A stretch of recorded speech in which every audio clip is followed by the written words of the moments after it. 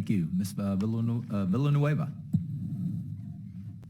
Thank you, Chairman. My name is Chandra Villanueva with Every Texan, and I'm here to testify in support of the bill. I thank you all for inviting me today, and we are in support because we see that this bill has potential, and we look forward to working with this committee to make a lot of the needed improvements. This bill does need a lot more money dedicated to it if we want to reach any of these historic levels that people seem to think the bill is at.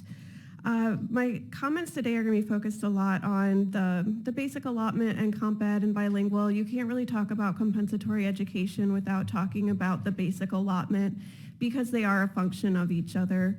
If the basic allotment is insufficient and if the weights are insufficient, then you're not going to be generating the funding that our districts need to actually provide the programs that they set out to do. And what's really important, though, to know about the basic allotment and all of the weights in our current system is that they're 100% arbitrary and based on absolutely nothing. They're adjusted based on political considerations and not based on sound research. And this, unfortunately, has been the experience of our school finance system since the very beginning. In 1984, HB2 was the bill that created our school finance system. The House and the Senate, of course, had different proposals. And for the basic allotment, the House won out by funding the basic allotment at 75% of what the Senate proposal included. We also put the comp ed weight and the bilingual weight in that same bill. The Senate wanted a 30% comp ed weight, the House wanted 20% and prevailed.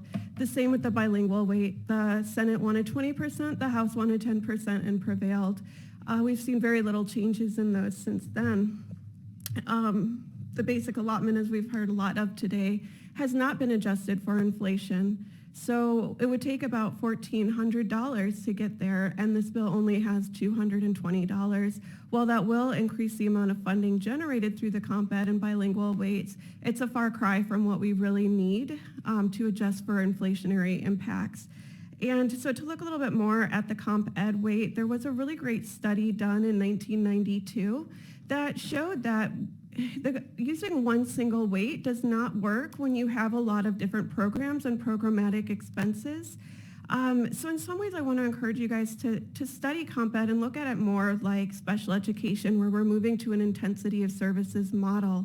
One of the things that they even recommended in this 1992 study was to create sort of an index of need that was based on the socioeconomic characteristics of target populations, but maybe not necessarily specific students.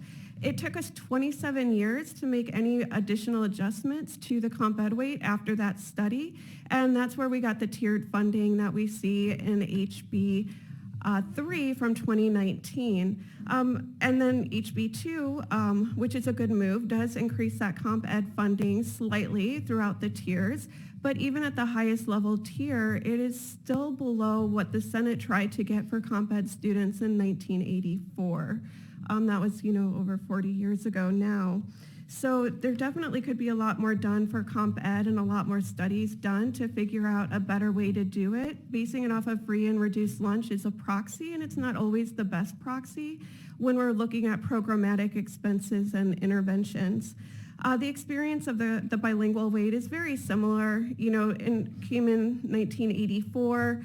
We saw that slight increase for the dual language allotment, an additional 5%, but only about 22% of our English language learners are in a dual language program, and that percentage hasn't really changed much since the introduction of the dual language weight.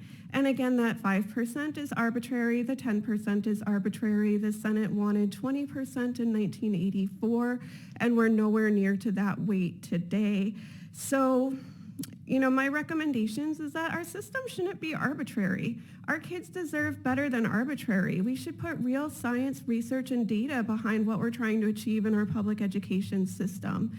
We used to have statute that directed the Legislative Budget Board, and before that, the Legislative Education Board, along with the LBB, to conduct these studies. They weren't always done, but that statute was stripped as a part of HB3 in 2019, when we really need to be looking deeper at these numbers and programs, and we've heard a lot from school districts about what they're trying to achieve.